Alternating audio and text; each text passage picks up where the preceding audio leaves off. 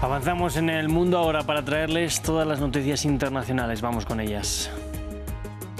Un incendio en las instalaciones de la cumbre climática de la ONU, la COP30, en Belém, ha obligado a evacuar las instalaciones. Según el gobierno brasileño, el fuego ya ha sido controlado y no ha habido ningún herido. Tenemos reporte. Y en Europa preocupa la nueva propuesta de paz de Estados Unidos para terminar la guerra de Ucrania. La administración Trump exige ceder territorios a Rusia y reducir el ejército ucraniano a la mitad. Zelensky afirma que trabajará sobre las oportunidades diplomáticas que ofrece el plan. Espera discutirlo con Donald Trump. Y siguen las violaciones al alto al fuego en Gaza. Ataques aéreos israelíes causaron la muerte de al menos 5 personas, incluida una bebé en Han Yunis. La ofensiva se suma al asesinato de al menos 25 personas el miércoles, la jornada más letal desde el 29 de octubre. Bueno, les cuento que con nuestro invitado del día vamos a hablar precisamente de ese plan de paz que Estados Unidos le ha propuesto a Ucrania, una propuesta que incluye, entre otras cosas, ceder territorios y reducir su ejército a la mitad. Unas exigencias polémicas que para la administración obedecen al interés de Ucrania. Lo vamos a analizar en minutos, pero vamos primero con el informativo.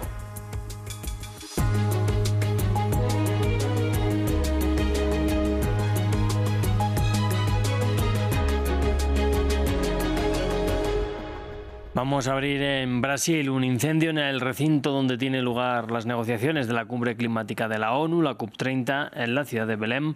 Ha obligado a evacuar este jueves a todas las personas que se encontraban en ese lugar. Según el gobierno brasileño, el fuego ha sido controlado y no ha habido ningún herido. Vamos a conectar con Valeria Sacone, nuestra enviada especial a la COP. Valeria, ¿cómo sigue allí la situación? Lo podéis ver a mi espalda en directo, las personas siguen siendo evacuadas en esos momentos. De un lado, como podéis ver, hay todavía muchas personas que estaban llegando, porque lo que sabemos es que en esta COP ha habido una media de 47.000 participantes. No significa que en esos momentos hubiese 47.000, sino que había de todas formas mucha gente, entonces la evacuación ha durado un buen rato.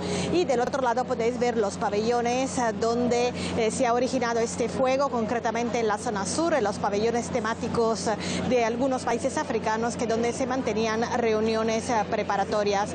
El material del techo de esos pabellones es altamente inflamable, incluso hacía mucho ruido durante las intensas lluvias amazónicas que hemos vivido en estos días. Lo que sabemos es que el incendio ha empezado a las 14, que ha sido un incendio de grandes proporciones, que a las 14:30 ya estaba controlado, que supuestamente no ha habido heridos, según la información oficial, y que más tarde los bomberos van a hacer un informe para decirnos si finalmente podemos regresar a los trabajos, tanto los periodistas que estamos aquí informando y que somos muchos, como y sobre todo los delegados que están intentando en la recta final de una COP muy turbulenta alcanzar un acuerdo para un texto final. Pues Valeria, gracias por el reporte de última hora. Nosotros nos vamos hasta Ucrania, porque el presidente Volodymyr Zelensky aseguró haber recibido la propuesta estadounidense para un acuerdo de paz y estar dispuesto a debatir las oportunidades diplomáticas que presenta. El proyecto estadounidense exige, entre otras cosas, ceder territorios a Rusia y reducir su ejército a la mitad. La jefa de la diplomacia europea, Kaja Kallas, dijo al respecto que Europa solo tiene un plan de 2 puntos: debilitar a Rusia y apoyar a Ucrania. Nuestra enviada especial, Catalina Gómez Ángel, nos ampliaba al respecto. Bueno, no fue una respuesta radical, de hecho dejó las puertas abiertas en un camino mucho más diplomático, el que hemos visto al presidente Zelensky en otras oportunidades. Confirmaron que habían recibido esa propuesta y él dijo básicamente que esperaba trabajar de una manera constructiva en busca de esta paz. Ya lo había dicho ayer en ese viaje que hizo a Turquía, en el que la única persona que podía realmente ayudar a buscar una paz y una salida a esta guerra era el presidente Donald Trump, pero él hablaba en ese momento también de unas medidas que fueran fuertes y también justas, que es lo que venía hablando Ucrania, y también hablaba de eso el presidente Zelensky, diciendo que él tenía que buscar y conservar los principios de las personas ucranianas. Sin embargo, se ha hablado de que se reunirá o hablará, por por lo menos con el presidente Trump en los próximos días para discutir estas propuestas que fueron enviadas y las que ya se han venido hablando desde hace varios días. Sin embargo, es bien importante aclarar que estas propuestas no son nuevas para Ucrania, hacen parte de esas propuestas maximalistas que viene haciendo Rusia desde el 2022, incluido tener todo el control de la zona del Donbass. Cada medio que tiene la versión de estas propuestas tiene una variante. Algunos dicen que, por ejemplo, Ucrania podría tener algún beneficio económico si Rusia se queda con ella en este plan de los 28. De todo sigue siendo extremadamente confuso. Sin embargo, es muy difícil que Ucrania pueda aceptar estas propuestas maximalistas, especialmente en un momento en el que el presidente Zelensky no está en su mejor momento, tal vez está en el momento de popularidad más bajo desde el comienzo de la invasión a gran escala, y todo esto por el escándalo de corrupción que hemos visto en los últimos días. Seguimos en Ucrania porque un escándalo de corrupción en el sector de energía salpica precisamente, como nos comentaba Catalina, al círculo cercano de Volodymyr Zelensky, un caso que escandaliza a la opinión pública en medio del esfuerzo bélico y que centra las miradas en Andriy Yermak, el jefe de la oficina presidencial. Albert Naya nos cuenta quién es la figura detrás del presidente. Mano derecha de Zelensky e influencer de las bancadas ucranianas, Andriy Yermak ejerce de halcón diplomático, mientras parece mover los hilos entre bambalinas a partes iguales. Habitual en las mesas de negociación, su papel ha sido criticado por negociadores externos y ahora el peso de la opinión pública apunta contra él. Mientras tanto, nadie tiene claro si su discurso coincide con el de Zelensky o el de Zelensky coincide con el suyo. Para nosotros es importante saber cómo terminará esta guerra y qué garantías de seguridad tendremos.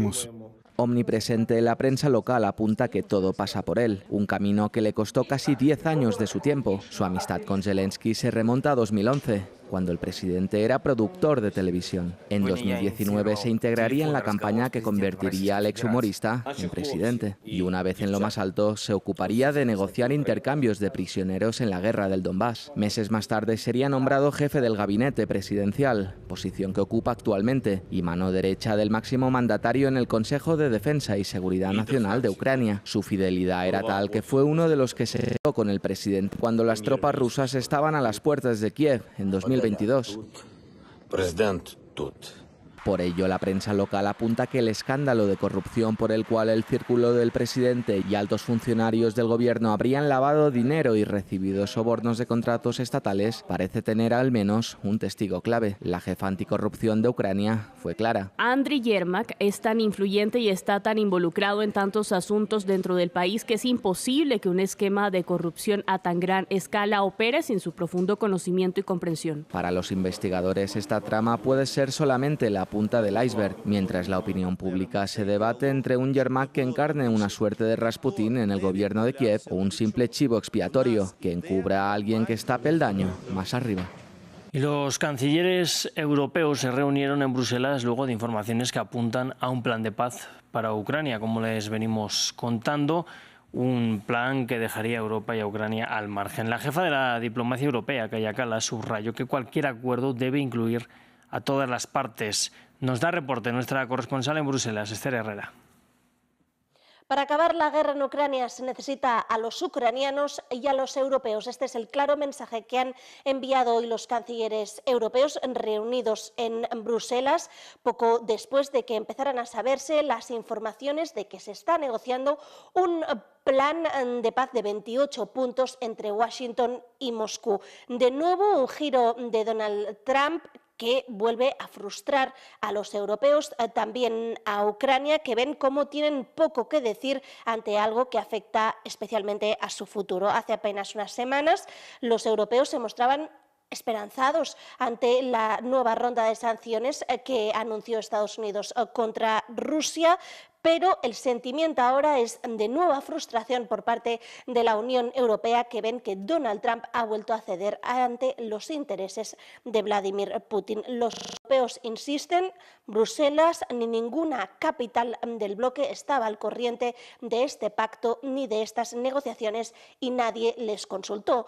Mientras, el presidente ucraniano Volodymyr Zelensky recibe esta información en medio de una agria semana después del escándalo de corrupción que afecta a su gobierno y también en plena gira europea para recabar más apoyo dentro del bloque. La situación vuelve, por lo tanto, a ser un jarro de agua fría para la Unión Europea, mientras que la jefa de la diplomacia comunitaria, Kaja Kallas, insiste que pone en duda la viabilidad de este plan, teniendo en cuenta que ya ha habido otros intentos por parte de Donald Trump y que al final no han tenido éxito. Así que hoy los cancilleres europeos han insistido en su propio plan, que es presionar al máximo a Rusia con nuevas rondas de sanciones. De hecho, ya han discutido nuevas medidas que afecten especialmente a la conocida como flota fantasma rusa, y que conformará en el futuro el próximo paquete número 20 de sanciones contra el país. Y persisten los bombardeos en la Franja de Gaza. Al menos 5 personas fueron asesinadas este jueves en nuevos ataques israelíes, entre ellos un bebé en Han Yunis. Se suman a los al menos 25 muertos registrados el miércoles en múltiples bombardeos, la cifra más alta desde el 29 de octubre, cuando Israel mató al menos a 100 personas. Tanto Hamás como el ejército de Israel se acusan mutuamente de violar el acuerdo de cese al fuego. Vamos a verlo. Regresan los bombardeos masivos a la Franja de Gaza. A pesar de la firma del cese al fuego, las Fuerzas Armadas de Israel atacaron el enclave desde la noche del miércoles, dejando decenas de muertos y heridos.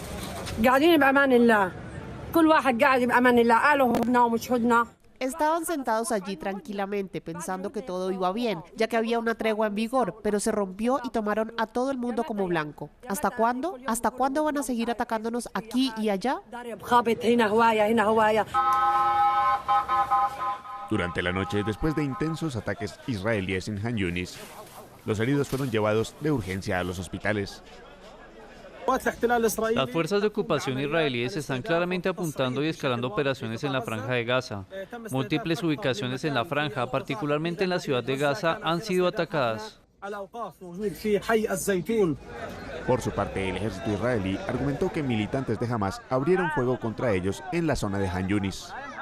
Varios terroristas abrieron fuego contra soldados de las fuerzas de defensa de Israel que operaban en Han Yunis. Esta acción constituye una violación del acuerdo de alto el fuego. En respuesta, las fuerzas de defensa de Israel comenzaron a atacar objetivos terroristas en toda Gaza. Tanto Israel como Hamás se acusan mutuamente de violar el acuerdo. Los ataques del miércoles fueron los más mortales desde que entró en vigor el cese al fuego el pasado 10 de octubre. Y el Tribunal Supremo de España declaró culpable al fiscal general del país por filtrar información reservada. Queda inhabilitado durante 2 años por haber otorgado a la prensa un correo en el que la pareja de la derechista Isabel Díaz Ayuso, presidenta de la Comunidad de Madrid, admite haber cometido fraude fiscal. El fallo, sin embargo, contraviene las declaraciones de los periodistas que cubrieron el caso, quienes aseguran que no fue el fiscal quien les filtró esa información. Diego Bazzani nos lo cuenta. El Tribunal Supremo condena e inhabilita al fiscal general de España. Este jueves, la Corte dictaminó que el jefe del ente acusador, Álvaro García Ortiz, es culpable de filtrar información a la prensa de un caso de fraude fiscal que involucra a Alberto González Amador, la pareja de Isabel Díaz Ayuso, la presidenta de la Comunidad de Madrid. Debemos condenar y condenamos a Álvaro García Ortiz, fiscal general del Estado, como autor de un delito de revelación de datos reservados, artículo 417.1 del Código Penal, a la pena de multa de 12 meses con una cuota diaria de 20 euros e inhabilitación especial por el cargo de fiscal general del Estado por tiempo de 2 años, y al pago de las costas procesales correspondientes, incluyendo las de la acusación particular. 5 de los 7 magistrados que componen el tribunal encontraron argumentos suficientes para dictaminar que García Ortiz filtró a la prensa un mensaje en el que la pareja de Díaz Ayuso, una de las figuras más importantes del Partido Popular, admitía haber cometido irregularidades al pagar impuestos. Como respuesta al fallo, el líder del PP se lanzó en ristre contra el fiscal nombrado por el gobierno de Pedro Sánchez en 2022, argumentando que el funcionario obró bajo motivaciones políticas. Por primera vez en democracia, un fiscal general del Estado ha sido condenado en el cargo. Esta anomalía pesará siempre sobre Sánchez. Ya solo puede evitar un mayor bochorno institucional, pidiendo perdón a los españoles por esta burda operación política y mostrando su respeto al Tribunal Supremo. Por su parte, el Ejecutivo español ha aseverado que acata el fallo, pero no lo comparte. García Ortiz había basado su defensa esgrimiendo que su objetivo no era filtrar información a la prensa, sino por el contrario, emitir un comunicado oficial que buscaba desmentir información falsa sobre el caso. Y cerramos con noticias del próximo Mundial de Fútbol Masculino. Este jueves tuvo lugar el torneo para el repechaje europeo. 4 selecciones entre 16 conseguirán cupo final para ese torneo. Italia, a priori, tiene un grupo sencillo para conseguir el pase y no quedarse fuera del Mundial por tercera vez consecutiva. Se enfrentará a Irlanda del Norte, a Bosnia y a Gales. Y el grupo B se presenta como el más difícil, con Ucrania, Suecia, Polonia y Albania. Vamos ya con nuestro invitado del día. Hablamos del nuevo plan de paz presentado por Estados Unidos a Ucrania, un plan que exige, entre otras cosas, ceder territorios a Rusia y reducir su ejército a la mitad, y que retoma las condiciones maximalistas planteadas anteriormente por Rusia. Volodymyr Zelensky asegura que va a trabajar con Estados Unidos en las oportunidades diplomáticas que plantea este acuerdo. Lo vamos a analizar hoy con la doctora y profesora en Relaciones Internacionales en el Tecnológico de Monterrey, Beata Bonia. En primer lugar, gracias por estar aquí con nosotros. Se analizaba hasta ahora que Trump había dado un giro en su postura, alejándose de Putin y acercándose a Ucrania. ¿Muestra este plan que era una impresión errónea? Así es, efectivamente. Buenas tardes y muchas gracias por la invitación. Lo que nos indican esas filtraciones que acabamos de ver, o sea, se está hablando de un plan de 28 puntos, es efectivamente eso, de que a pesar de que aparentemente se han roto las relaciones, digamos, las negociaciones diplomáticas entre Marco Rubio, secretario de Estado de Estados Unidos, y Lavrov, ministro de Relaciones Exteriores de Rusia, hace un par de meses, pues la verdad es que las negociaciones sí seguían, pero a través de otros canales, básicamente. La participación del enviado especial de Trump, Witkoff, y el encargado de temas de inversiones, Dmitriev, de parte rusa. Y ese es el resultado, parece, de ese nuevo canal de comunicación, de esa nueva línea de negociación. Eso obviamente contradice la política aparentemente nueva que tomó el Trump de sancionar a Rusia en el sector energético por una parte y también pues iniciar como una etapa más dura de presiones hacia Rusia. Pero yo creo que también hay que ver en ese contexto algunos elementos positivos, ¿no? En este sentido, yo destacaría que el hecho de que continúan las negociaciones a través de otros canales significa de que Rusia quizás sí tiene cierto interés en finalizar la guerra o al menos en, digamos, llegar a una especie de acuerdo, aunque no sea perfecto, pero sí una especie de acuerdo. Y eso puede ser señal de cierta debilidad de Rusia también. Obviamente no sabemos qué esta propuesta de 28 puntos traerá, si va a ser al final positiva o no va a ser positiva, pero yo creo que hay que tomarla con bastante seriedad, sobre todo si hacemos esa comparación después de lo ocurrido en Gaza, en relaciones de Israel y Gaza, ¿no? También hubo un plan de 20 puntos, con mucho escepticismo lo vimos obviamente y hubo mucha crítica, pero al final resulta que ese plan sí está avanzando. Incluso en el Consejo de Seguridad de las Naciones Unidas fue aprobado. No es descartable que el plan que está proponiendo ahora, que está filtrándose ahora porque aún no hay propuesta oficial, pues va a tener obviamente cierto trabajo de todas las partes, Rusia, Estados Unidos y obviamente Ucrania, sí. Y puede que lleve a algún acuerdo, claro. Que no necesariamente va a ser un acuerdo totalmente favorable a Ucrania, obviamente. Pues nos habla de un punto interesante y es que el hecho de que Rusia tuviera interés de llegar a un acuerdo podría significar cierta debilidad. Pero ¿cómo es la correlación de fuerzas ahora mismo sobre el terreno? ¿Cómo está la situación después de la última ofensiva rusa? Mira, pues Rusia está avanzando lentamente en la parte sobre todo de Donetsk, que es, digamos, una de las regiones de Donbass que le falta por ocupar totalmente. Quedan unos 15% del territorio que controla Ucrania y el resto ya lo controla Rusia. Hay sobre todo una ciudad que se llama Pokrovsk, donde pues hay una ofensiva rusa. Rusia está controlando gran parte de esta ciudad.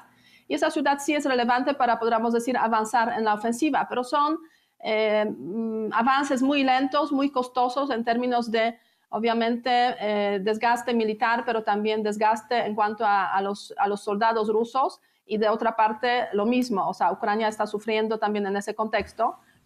No hay avances decididos, pero sí hay pequeños avances. Entonces, en este contexto podríamos decir que Rusia está con un pequeño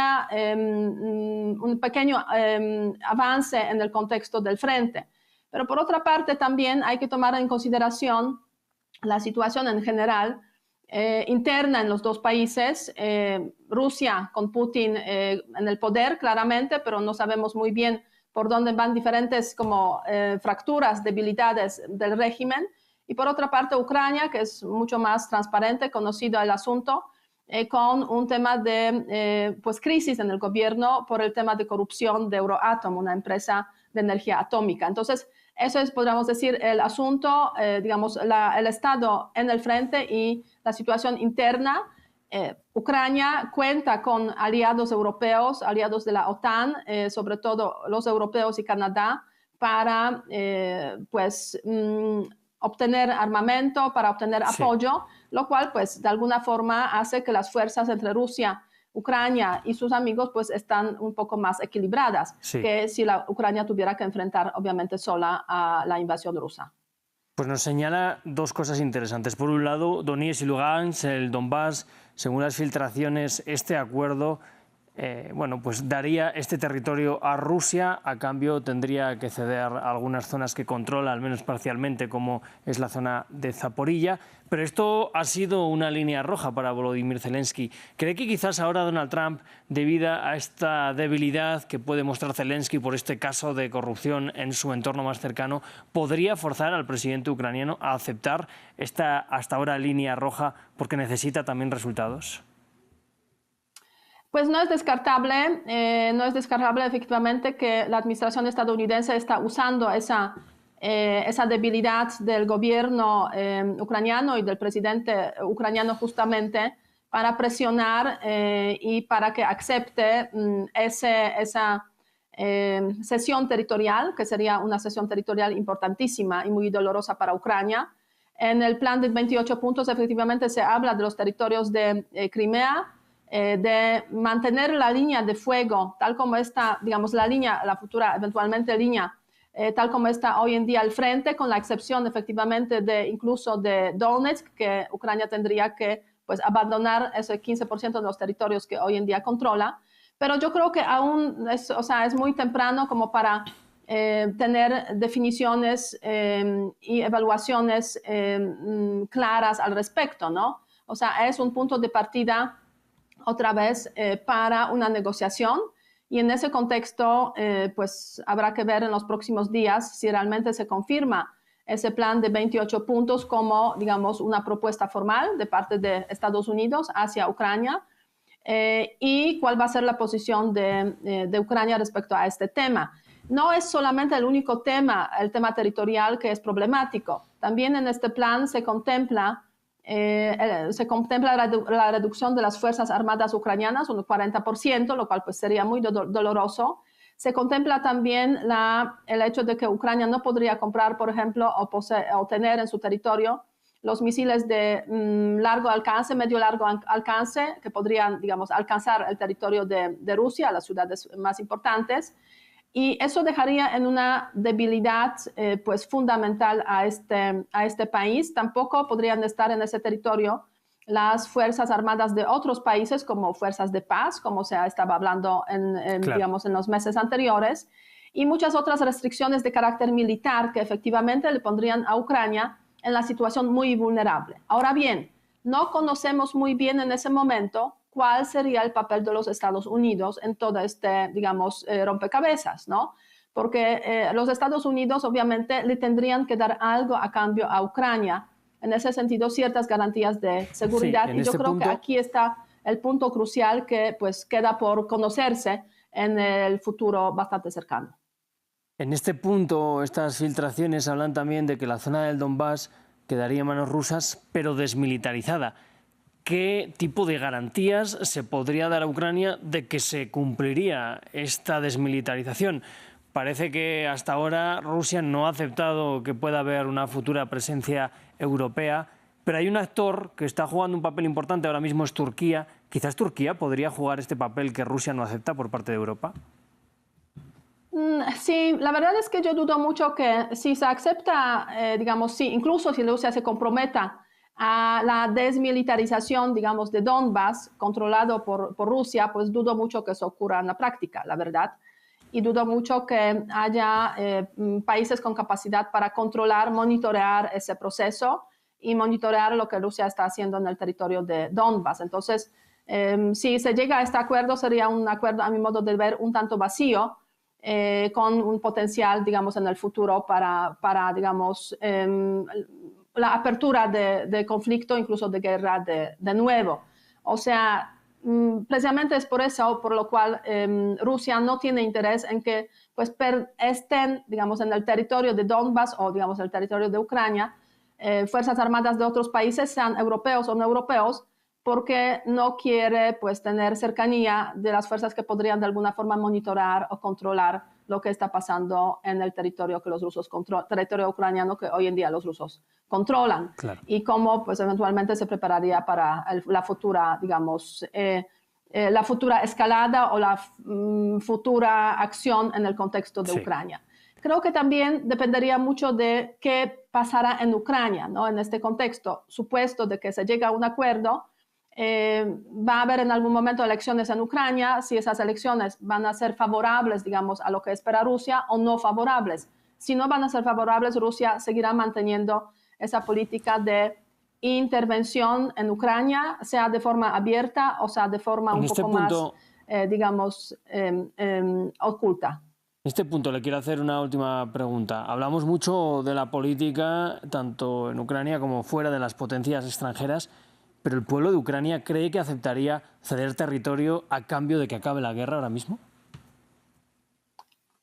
Mira, si observamos las encuestas de opinión, pues la verdad es que a lo largo de estos 3 años y medio han estado pues, cambiando un poco los sentimientos también de los ucranianos.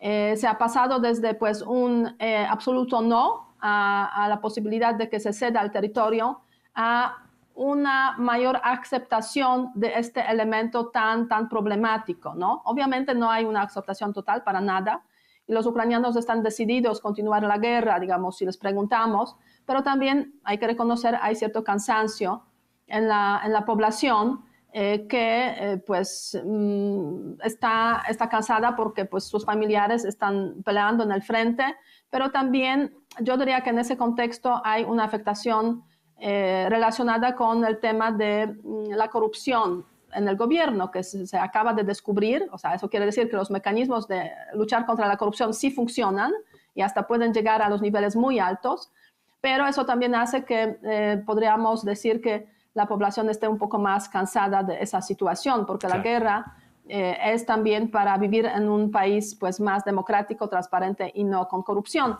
Si el gobierno está un poco contaminado con ese tema, pues eso no es, digamos, buena imagen.